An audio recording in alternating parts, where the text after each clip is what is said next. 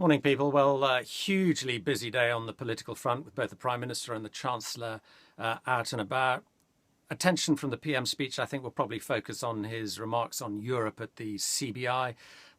Today, setting out what he regards as the enormity of the decision we face at the forthcoming referendum, saying that it's probably going to be the biggest decision of our lifetime. And I suspect, skeptics will seize on that as further evidence of the PM trying to put the squeeze on people, trying to frighten people from voting to leave the EU.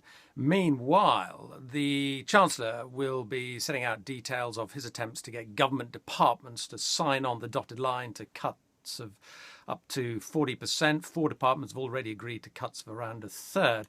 And that, I suspect, will be seen as trying to put the squeeze on Ian Duncan Smith and others who so far have been resisting attempts to radically cut their budgets. IDS involved in a stand-up with Mr. Osborne over any curbs to universal credit.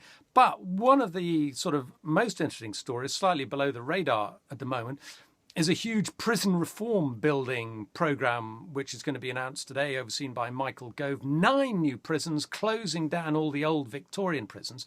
And this is being presented as part of, driven by the need to do better when it comes to rehabilitation. And what is interesting about this, I think, is that the Tory party traditionally has been the party of, prison works, people waving handcuffs around at party conference, so on and so forth.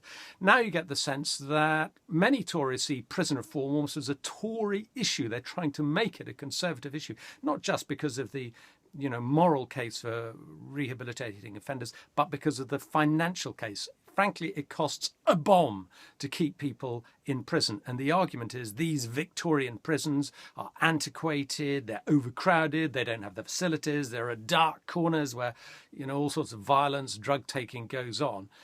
And it's interesting, just, sort of the somersault, it seems to me, in the Tory party on this issue. Lastly, in the Commons, worth watching the Scotland bill, because there will be a bit of a rumpus over the devolution of abortion laws to Scotland, because figures like Yvette Cooper are warning this could lead to US-style anti-abortion groups targeting the Scottish Parliament to try and get them to lower the abortion limits. So busy day today.